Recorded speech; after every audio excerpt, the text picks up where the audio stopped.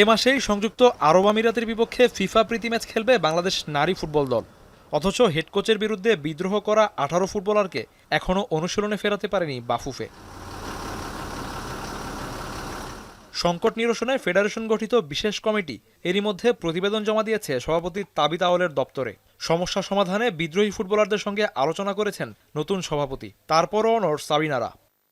এটা আমার মনে হয় প্রেসিডেন্টের সাথে ওরা কথা বলছে, প্রেসিডেন্টকে জিজ্ঞেস করা বেটার। আমার দিক থেকে এই সম্পর্কে আসলে কোনো কমেন্ট করা উচিত হবে না বা আমি করতেও চাই না, কারণ তদন্ত কমিটি রিপোর্ট দেওয়ার পরে তারা সেটা প্রেসিডেন্টকে দিয়েছেন এবং ওইটা নিয়ে প্রেসিডেন্ট কাজ করতেছেন।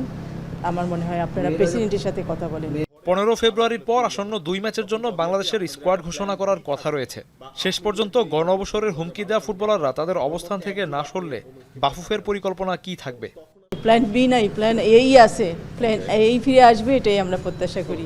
ফুটবলাররা বিদ্রোহ ঘোষণার পর থেকেই তাদেরকে ফেরানোর জন্য নারোয়িং চেয়ারম্যান আশার বেলুন ফুরিয়ে যাচ্ছেন। অন্যদিকে হেড কোচ পিটার বাটলার ভাবছেন নতুনদের নিয়ে। When the time is right, when the time's correct, we're still building a new squad for a new future. Thank you very much. কোচের পরিকল্পনা বাস্তবায়ন হলে সাবিনা সানজিদাদের ছাড়াই আরব আমিরাতের বিপক্ষে খেলতে হবে বাংলাদেশকে। 24 ফেব্রুয়ারি দুবাইয়ের উদ্দেশ্যে ঢাকা ত্যাগ করবে জাতীয় নারী ফুটবল দল। এসকে শাওন, এখন Dhaka. Colour expert, George sap এবং মাইল্ড অন হ্যান্ডস টেকনোলজি সমৃদ্ধ অরিক্স ক্রিস্টাল ওয়াশ আপনার লন্ড্রি এক্সপার্ট।